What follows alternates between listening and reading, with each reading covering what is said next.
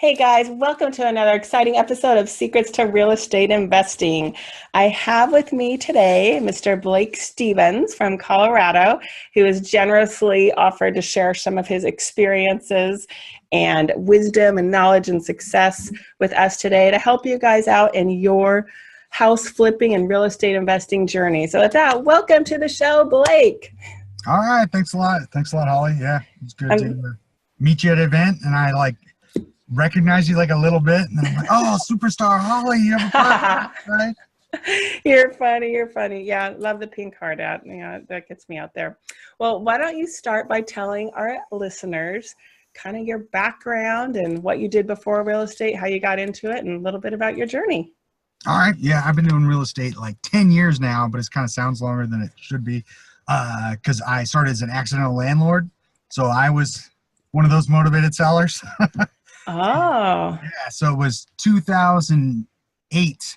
And around here, the market crashed a little earlier, but it really started crashing then. And Bear Stearns and Lehman Brothers and stuff were going out of business. And so then I lived in a house as a starter home with my wife for 7 years, but I refinanced 4 times during those 7 years. Wow. So I ate up all the equity and my payment kept going down. But I went to sell it, and my realtor did a market analysis, and they said you'd have to pay about 15 grand if you bring it to closing, on good luck on a $175,000 house, starter house in Loveland, Colorado. And so I was like, well, that doesn't sound good after living here 7 years, that I got to pay money to sell it. And I wasn't going to let it go to foreclosure or do a bankruptcy or short sale or anything. So then I just said, all right, I'm going to lose $100 a month plus maintenance and stuff and just manage it myself and break even. And it wasn't too bad. Went through a few bumps and then found I kind of liked it, and then was looking into doing more and more and started researching and finding out what you can do on investing. Wow, that's really interesting. But I'd rather lose $100 a month with the hope of appreciation over time than just take a $15,000 hit right then and there. So I think that's really smart how you did that. Yeah. And I mean, we bought the house we live in now, and it was a bigger, better house than we probably ever planned on buying. And so we wouldn't be able to buy it at that time if it hadn't been on the market 7 months anyway. It was on the market all summer. We bought it in the fall. And so, it kind of worked out. And then that's what I thought is hey, it'll work out over time. And we went through a couple of bad renters. One lady that cheated on her husband who was overseas in Iraq at the time, and who would have her parents call and yell at me. And she was an adult. She was 30. I think she was older than me at the time, or close to the same age. But her adult parents would call and yell at me. It's I haven't even heard about this maintenance problem. Have your daughter call me and I'll handle it. I want the maintenance to be good. So, you go through some bad ones. And then I got a great one who they got hit by the economy and moved in, and they lived there 5 years and only recently moved out. So it worked out. Now it's worth way more than that. And I refied it and got rid of the, mortgage insurance and stuff. And so now cash flows and got a bunch of equity. So it works out. And then I was looking into real estate more and more. And I guess one of the mistakes I made early on is kind of a funny story is I went to an auction. It was the downturn. It was a Williams and Williams auction. So they had 20 properties of this guy that lived in the most expensive $1 million neighborhood in our area. And he had 20 slumlord properties, a bunch of singles and multifamilies and things. And so I researched one, which is a good duplex. And I even home inspected it with a guy from my church ahead of time and everything like that. And so I went in there, and the auction's going, and people are bidding and going, and it's a live auction. And so I bid on that and I won it. And it was kind of a high price, but it'd still be good as a rental and 20% down type of normal investing. And then I kind of got auction fever, and my wife called me in the middle, and she could hear it in my voice, and she's like, don't bid anymore, don't bid anymore. And I hung up on her. Oh my gosh. And then I bid on this, I thought it was a house in a small town in Wellington near us. And it turned out it was a mobile on land. So I won this thing that I thought was a house. And then we drove by with my wife, and it was a mobile on land. And so she was really great about it. And she laughed. And it would have been a good return anyway, because it rented Section 8, $1,100 a month. And it's a mobile home on land in, a small town, downtown. So it would have worked out. It was 40 grand. It would have been in my IRA. So even a bad mistake in real estate like that, buying a house I'd never seen at an auction when I got carried away, it still would have been a really good cap rate and return on investment and everything. So, but we got out of that contract. They didn't accept it in 7 days, so I was able to get it out. And then at Christmas, a couple years later, my sister told me she cussed a little bit. My sister, I'm partners with my sister Michaela, so women in real estate, so I'm partners with her. And she cussed at me and said, quit bringing this up. She worked on a foreclosure team in Connecticut at the time and had bundled subprime loans, had been a mortgage broker and done a ton of stuff. And she said, quit talking about this and actually do something, or don't ruin Christmas dinner, always talking about real estate, never doing anything. So then I sent like $900 worth of yellow letters, like on 3 different hits, and got a deal, and was really scared. I was super nervous making the first offer I can remember. And I like shot a super, super, super low offer. Like I offered like 50 grand. And like, even in the downturn, the comparable sales were like, the low ones were 100, but some were still selling for 125, 140, 150. And the ladies like went pale, because she didn't know really either what the house would be worth. And so it didn't work out that day. But a second letter followed up, and she called me while I was at a real estate training event. And so then I took the call and left like the training and like talked to her and kind of worked out owner finance actually on that first one. But it didn't work out because I couldn't get a loan with a seller carry second. Like people thought it was a scam, or hard money lenders had trouble with it or things like that. So then I said, hey, how about we just do cash? She's like, I'd rather do cash anyway.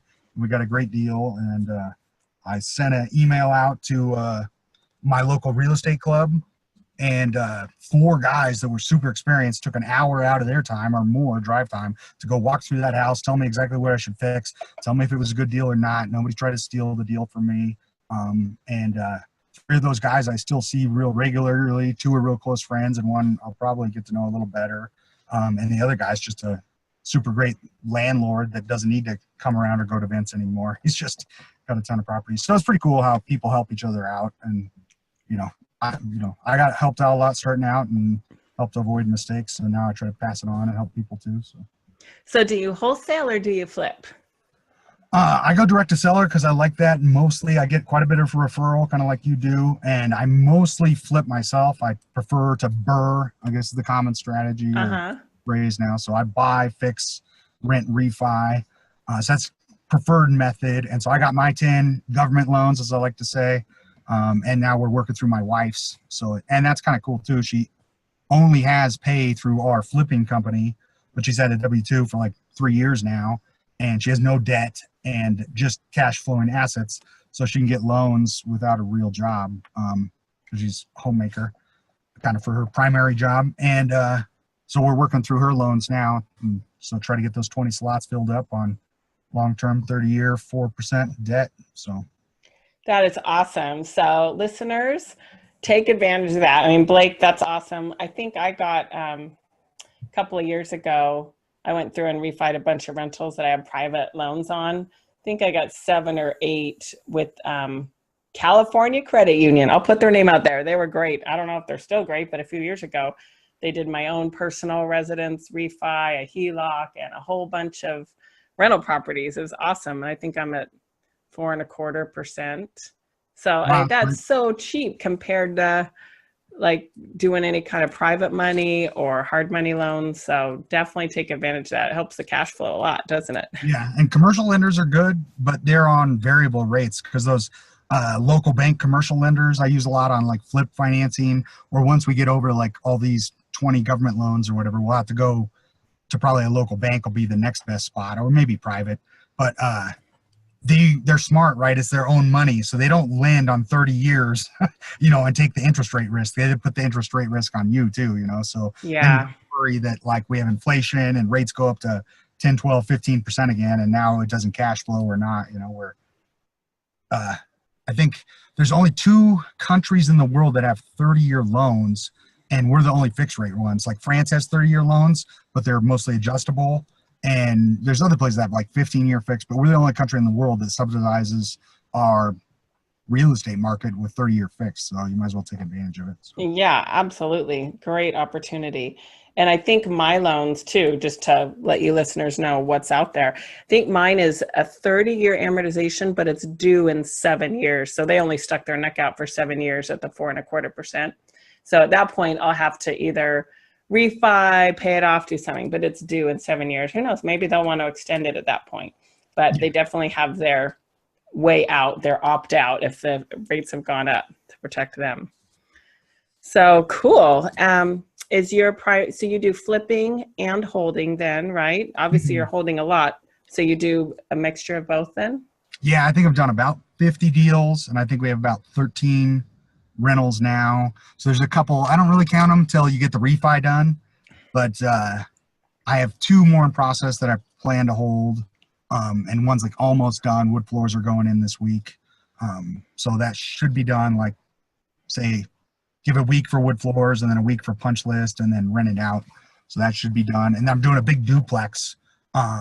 So that one's kind of cool. It's a big old duplex, 1920s in Greeley, kind of in their downtown. Their downtown hasn't really super revitalized like some cities have, but it's getting more there. There's more development going on, and it's just a big old brick, cool house from 1920s with original floors and stuff, but it had been vacant for a long time, like 5 years or something. So that's a pretty big project for me, and it'll be my first like multi-unit. So it'll be up, down duplex, but it should be awesome. Good. And how did you get that one? That one was a vacant list. So I bought like a vacant list and mailed. So last year at about this time, like November, then I mailed a bunch. So I did 3 months. No, I did it 3 drops in 2 months, and I did 15,000 on each drop. So I did 45,000 mail pieces. I did half letters, half postcards, and we like got deals off of that. And that was one, like my sister was the acquisitions manager. We kind of partner up on who does what part of the project type of split instead of being like owners in a company together. So she went and got that deal, talked to him. It was a property manager that bought it from a bank. So they were managing the property kind of like as an asset manager or something. And then they bought it from the bank. I don't even know. I think it was already bank owned, but they bought it direct from the bank because it was a smaller bank out of Colorado Springs. And so then they bought it and they had planned to fix it up, but they were investors themselves as well as property managers. So they were like, well, we're going to retire. It's been a year. We've had this thing, and they bought it for 50. So then they flipped it to me for like 77,000 or something like that. And it's going to need a lot of work. It's like a shell kind of, but probably be worth close to 300,000 when done, and probably like $100,000 of, wow, work on it and stuff. Right. So, yeah. And then what are your rents going to be? I always love to hear about what rents are in different parts of the country. So yeah, I'm not totally sure because I haven't done multifamily. I don't know what the drop off is compared to single family and stuff like that, but it's not super far from campus. It's not very far from the hospital. It's strange. That's like a lower price market than us. So that's like further on the plains kind of. It's like another 45 minutes from me from kind of on the foothills. And so it's like 100,000 person town, and the median price is something like 250 or 225 now. But the rents are only slightly less than my town, which would be like a little more higher end. And so I think it'll still rent for maybe it's like 3 bedrooms up. So it'll probably, be close to like 13 or 1400, and then 2 bedrooms down. So that'll probably be 1,000 or 900 or something, So I like to get like a 1% rent to cost is pretty good around here. It's not a super high cash flow market. We do have medium high values. It's not Southern California values, but like, our market trends along pretty much the same as Denver most of the time. So interesting. Yeah. When we acquired our rentals, we stopped probably 3-4 years ago, but we did them for a few years, some on purpose, some accidental, but they had to meet that 1% rule. But I mean, it's amazing. Really out there, huh? Yeah. I mean, there's this one we bought in a little town called Riverside. Well, it's a big town. I think we paid $150,000 for the house, and we're like, well, we could probably rent it for $1,500. Maybe we should hold it and see if it's going to appreciate. Maybe that was 4 or 5 years ago. It's now worth like $300,000. I'm like, dang, I'm glad we kept that one. We'd done it like all nice with kind of a really light carpet and some granite countertops back when granite was more in style, obviously, because now it's quartz. And we did it too nice for a rental. And my people have definitely kind of thrashed it, but it's okay. I can replace some carpet and stuff for for that kind of appreciation. Yeah, it's really interesting.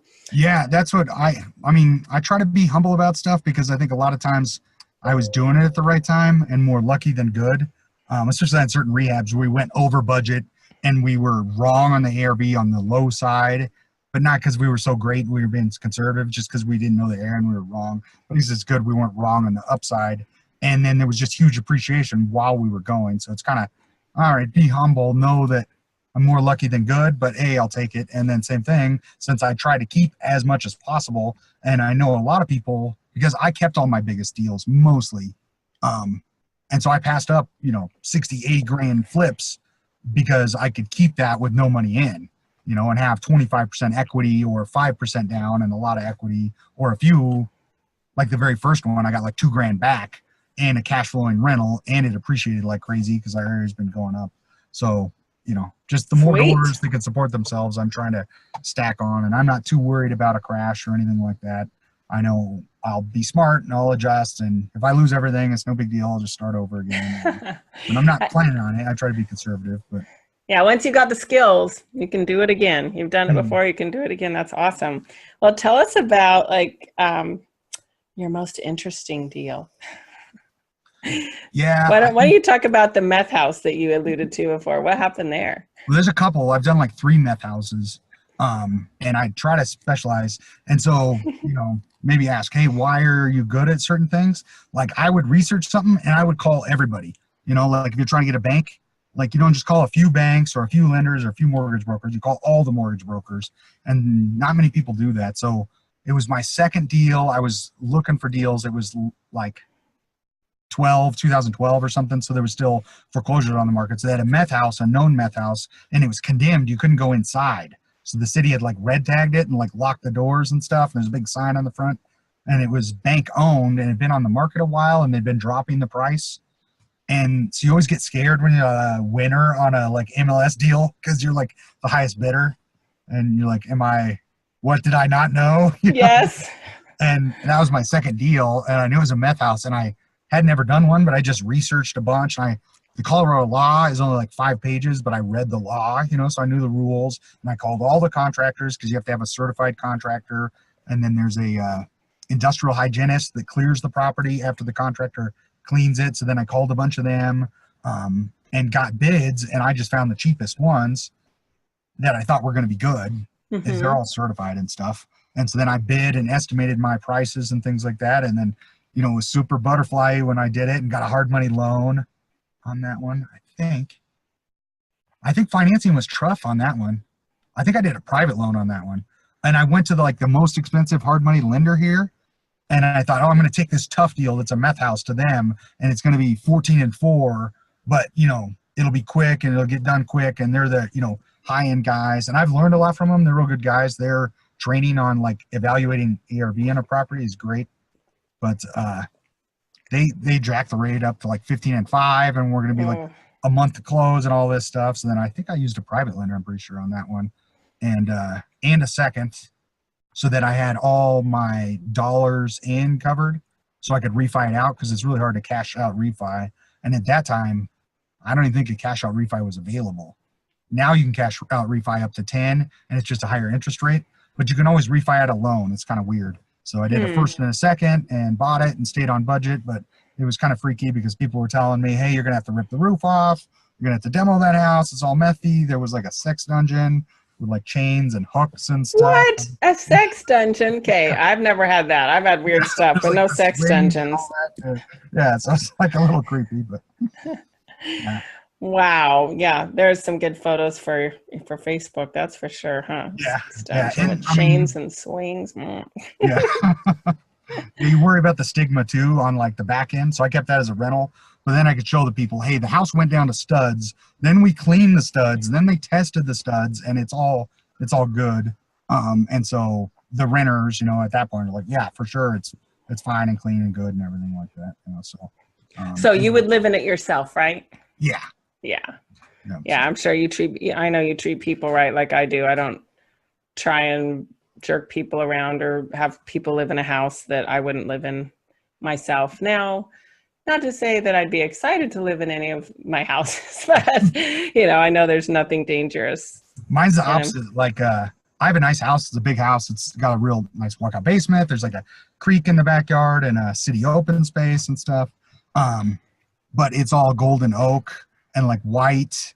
And, our kids have kind of beat it up and like original tile and things. I let my wife carpet one of the bedrooms. It was a carpeted bathroom. I mean, so I let her tile that one, but otherwise I'm like super cheap. And I'm like, that's not a investment to remodel our house. And then like even our cheapest rental, like $100,000 rental gets like tile and sometimes granite because it's so small, it's not that much more than things, and stainless appliances. So So your rentals are nicer than your own personal residence. That's yeah, what as you're far as telling me. finishes go. Oh my gosh, that is a crack up. So that might be a So goal for this year, is to like make enough money to be able to like remodel the house for my wife. yeah. Oh, I have to admit, there's lots of unfinished things on my own house that we flipped it. We thought we were going to flip it and then we moved into it. And my husband's always like, no, I don't want to pull the contractors off the job. I don't want to, that's not important. Let's just keep focusing on the other projects. I'm like, I want my house done. Yeah. Well, like kind of like the Millionaire Next Door or like a frugal thing, or even like Rich Dad Poor Dad. Like, is that an expense or an investment? That's an expense, Right. It's not going to make it, but same thing. Like if it improves your quality of life and you feel better and everything like that, then. And you're going to do it before you sell it, right? Mm-hmm. So I'll tell my husband, I'm like, really, we're going to do it before we sell it eventually, whenever that is, whether it's 1 year, 5 years. So let's just enjoy it, right? Yeah. No, I talked to a really good, like, he's a realtor and investor, and his theory is, why renovate a house twice? So his rentals, he just does like as is, because he knows he's going to have to completely renovate it. All that depreciation is kind of true, and that the house 3 years from now, the style's going to look all weird. It'll be like our white and gray is going to be the avocado of now. Yes. And you'll have to renovate it again.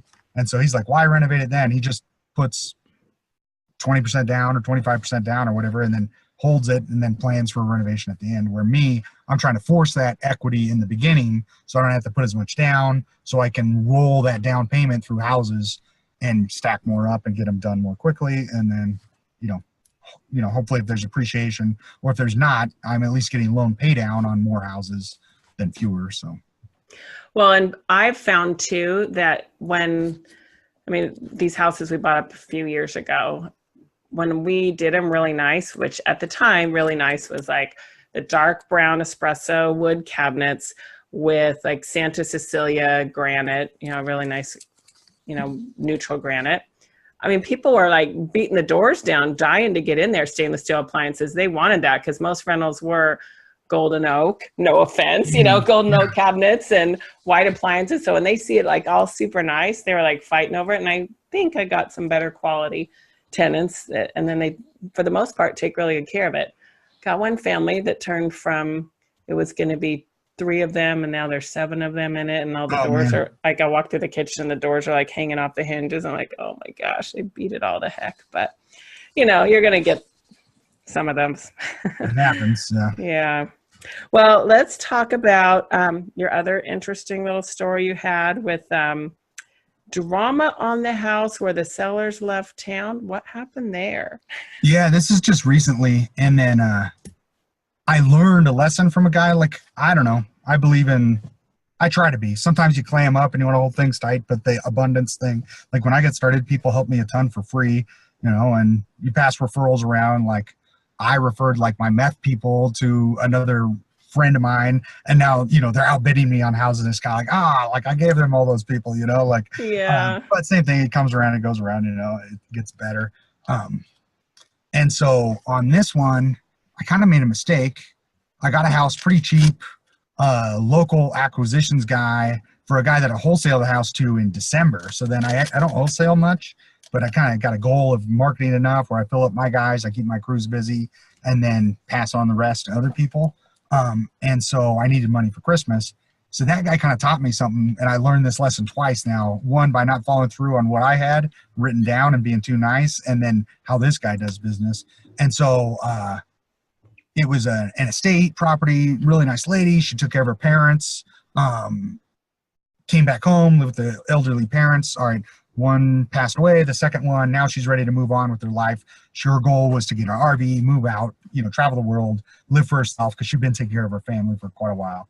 And so I bought it right before Thanksgiving, and we had trouble on getting the loan payoff, which I hadn't had before. So there's another thing, you're always learning something.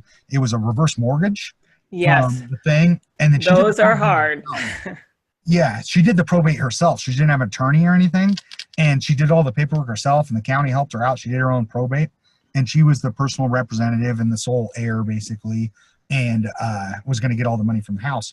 So the reverse mortgage is sending letters all the time saying, we want our money. This death happened. Give us all our money. We're going to foreclose in 30 days and stuff. And then we request a payoff through the title company, and we're all set to go. And they won't send the payoff. They're like, we need the death certificate. We need this. We need that. We need this lawyer thing. It's like, there was no lawyer. We have to certify that you don't owe taxes, that it's not a $5 million estate. I'm like, this is the only thing they owned. And it's like, our purchase price is like 130 or something, So, yeah. So anyway, bought the house and got it, and finally got it to closing. I felt kind of bad because it delayed, but it wasn't my fault. Right before Thanksgiving, and they're like, I had 10 grand set up for them to rent back, so they had time to move out because they had a lot of stuff and going through the estate sale and things. And so they were like, no, we don't need that 10 grand anymore. We're going to move out. We'll be out tonight. No problem. It's right before Thanksgiving. I'm like, okay, that's fine. My guys won't start work. Some will probably want to work Friday after Thanksgiving, but we won't start work today, 2 days before Thanksgiving. So I said, sure, I'll give you the 10 grand now instead of holding it at closing for the rent back. Well, of course, they didn't move out.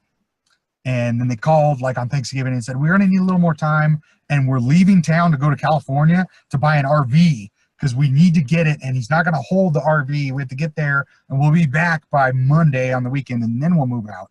And so they left town, and they left all their stuff in the house, and they put everything in the garage. But it was like pretty valuable stuff, and I don't think you can just throw away somebody else's things. I don't think that's allowed.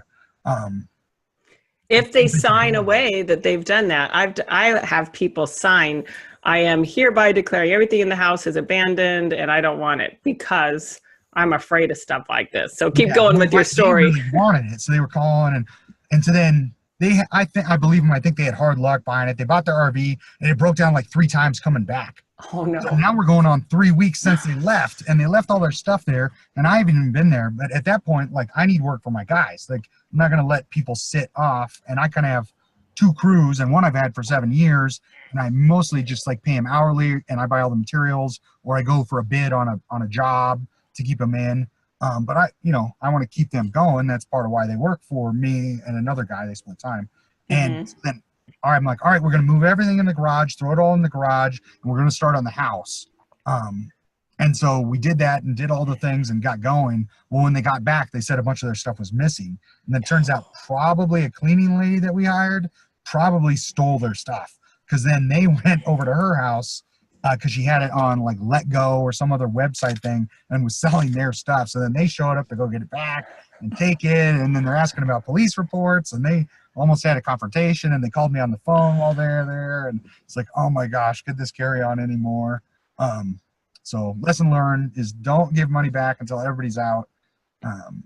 Oftentimes part of the value proposition I give is take what you want, leave the rest, because sometimes people are overwhelmed. That's why they don't sell their house, because they have so much stuff. And so say, hey, just take what you want, leave the rest. You don't have to worry about it, and we'll fill it with dumpsters, But then this other guy that I did a wholesale to in December, which I made 23 grand on, which was cool to make some money for Christmas. He does the opposite, where he says broom swept clean, and then he'll give them a rent back a lot of times because people need time to move or find another place. And he'll do 1 month at like a very reasonable rate. And then after a month, it's $300 a day penalty. Wow. And he holds a lot of money back in escrow at the title company after the sale. And so I think that's how he's able to offer and pay more, is because people oftentimes don't take their stuff, or they don't leave on time or something like that. Like this situation, I could have been making $300 a day for those 3 weeks, and I could care less when they get back or not, so. Right. Yeah, that's a really good tip, the daily penalty. That's a really good thing that you can write in your contract, but it only works if you've got money held back in escrow. Right, yeah, that money back. Yeah, I did that last August where the wholesaler that was selling me the deal, she's like, they're really nice, good people. They're going to get out. They just need an extra 10 days after close of escrow. I'm like, that's fine, but I need $5,000 held back. I need proof. And so I think what we did is the wholesaler agreed to hold it back from her like $13,000 fee. So at least I was protected. So she knew she was on the hook if the guy didn't get out in time. He got out in time, everything was good. But yeah, put financial penalties or incentives, whatever, in your contracts if you can. Yeah, last year I got one where I made like 8,000 more, but then the clean out cost like about 3,000. So I made net 5,000 more just on that. And it was like here's where the networking stuff comes in, is then my wife got a $500 referral fee because she talked to our veterinarian, and the veterinarian said, hey, there's a sign in front of my neighbor's house. Don't you guys buy houses? And then, so then she referred to me, and then I went and got it, and the realtor had it, but she was kind of trying to double in the transaction and get it before it closed. And they had a private loan that was ballooning, and the private lenders needed their money back. So they felt like they had to sell by the end of the month and couldn't really wait for a normal loan. So they took my price, the realtor did it, and the realtor was their realtor basically and acted as transaction broker. But she negotiated the money back, and then she was kind of friends with them. And she's like, I can't believe they didn't take their stuff. They left it horrible. I'm like, I don't mind. I just made $5,000 more, like that's fine. Wow. With me, so. Yeah. And I just got sorry. Those little things can help. I imposed we call it per diem here, which means daily penalty, for a buyer that was closing really late on one of my flips. We had a contract. I'd already given him an extra 2 weeks. So I said, the only way I'm signing another extension is if you agree to $100 per diem. And it was a low priced house. This was low end for Southern California. It was in the high desert, like Apple Valley area. And it was $100 a day, and they took another 14 days to close. I know sometimes people's lenders cover it, a realtor will cover it.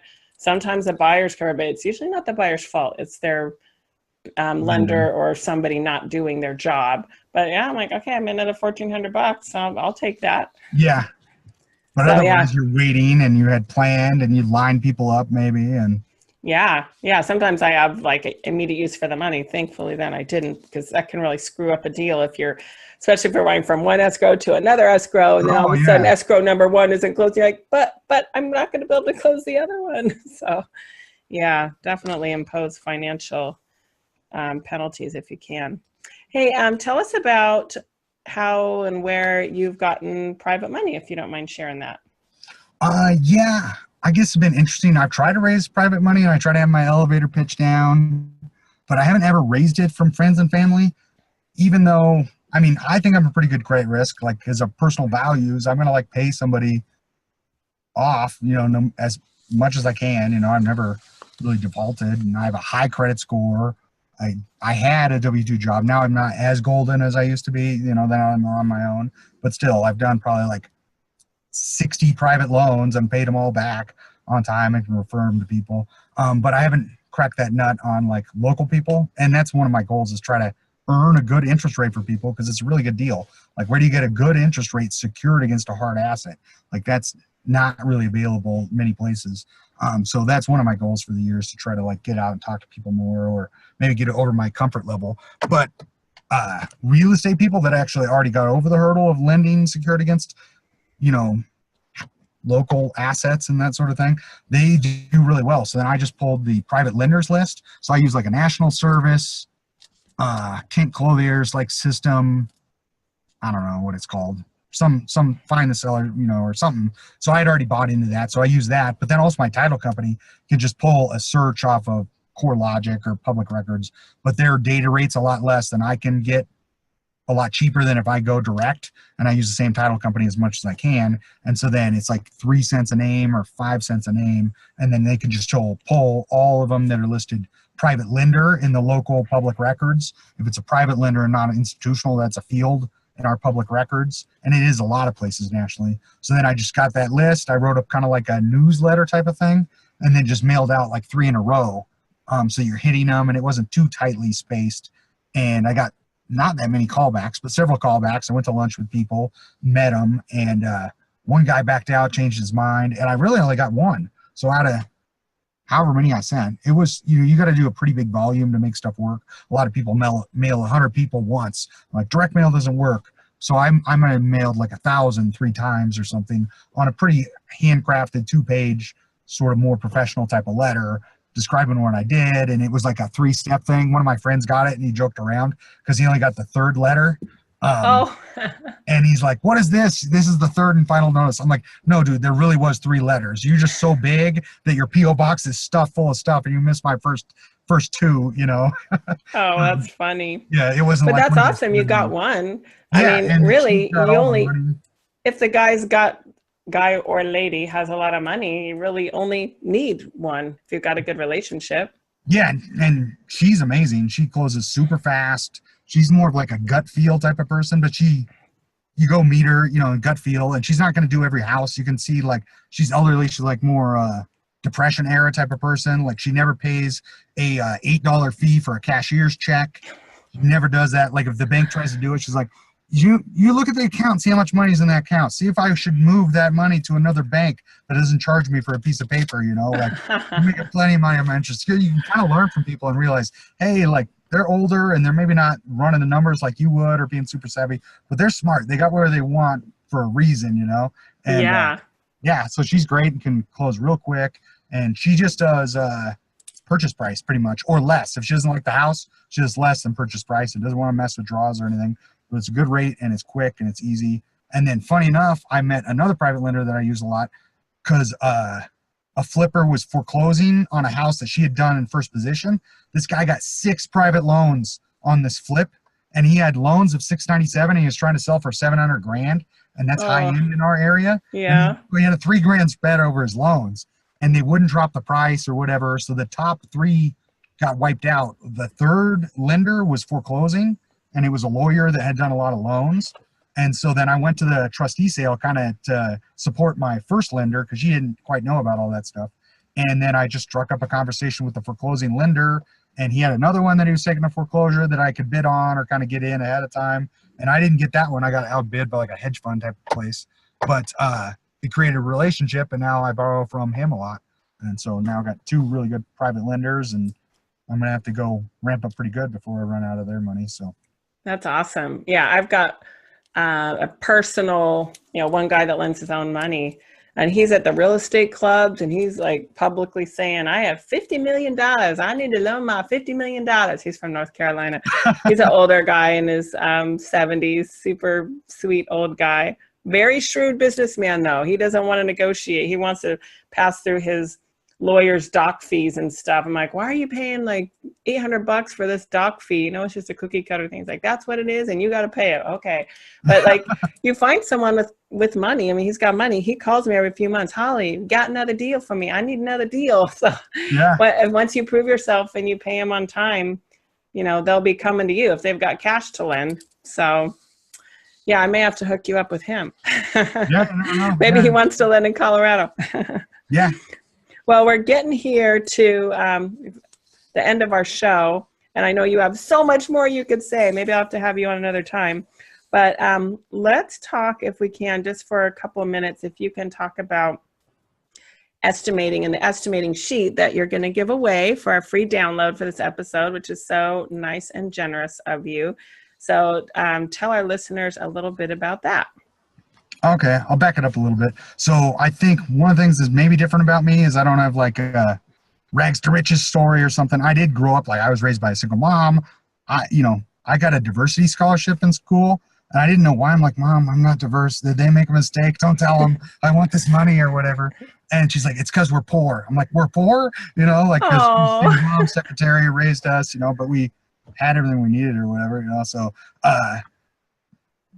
but anyway, so you can learn, and you can learn from other people's mistakes. There's so many great podcasts. I've listened to like nearly all your podcasts. You can learn so much free information, or borrow stuff from courses. Like my RIA had a library. So if a guy came through doing a course, a year later, that course was in the library. So you go check out that thing, and you give them a member of the RIA for $100. And then you had access to like years of courses, and you can go read through. And most people buy one and never do it. But I would go through tons of these things, listen to every podcast, just kind of be obsessed about it. So I probably lost money on a deal this year. I got to do the accounting. I had to fire a contractor in the middle, and it didn't. I missed the summer thing, and it's sold right at the end of the last year. So it was like 9 months instead of 4 months, like it should have been, and stuff like that. So that one I might lose money on, or I might break even or make a little bit of money when it comes out. But other than that, I haven't lost money because I learned from other people's mistakes, and then I did a loan to the guys that owned our RIA and started it. So I thought they were good at what they did to get educated on this stuff.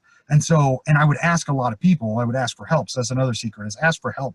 Like maybe you're a little more high profile. You might get a lot of people asking out to lunch and things like that. I meet people at the RIA. I go to RIA or networking stuff all the time because I love it. And nearly nobody ever calls me back. If they call back once, they don't like come and set an appointment or do anything. Or I say, hey, come walk a job with me. They don't come walk. And so on my side, I have time and willingness to help people out. But if you ask for help, people will help you, and then go get that free information that's out there, and then get a local course of somebody that you recommend and invest in yourself and do it. So those are kind of the tips. So these guys, they taught me how to do an ARV, but it was hard to learn from them because they might have been like you, where they were an expert. Or my sister, she's really good because she's walked 1,000 houses, 1,500 houses with buyers and sellers, and been on a foreclosure team and stuff. So she's an appraiser in her head. She can just get the value from the feel and knowing the market. Well, I couldn't learn that as an engineer that had been in like 10 houses. Like I couldn't reproduce that. And so I went to a bunch of classes on appraisers would hold classes for realtors and stuff, and I would sign up for those and go and listen. So I created a spreadsheet for doing appraisals and things like that way. And then I did the same thing for systematically doing dollar per square foot of estimating. So I have this sheet that's pretty good, and it leads into a scope of work.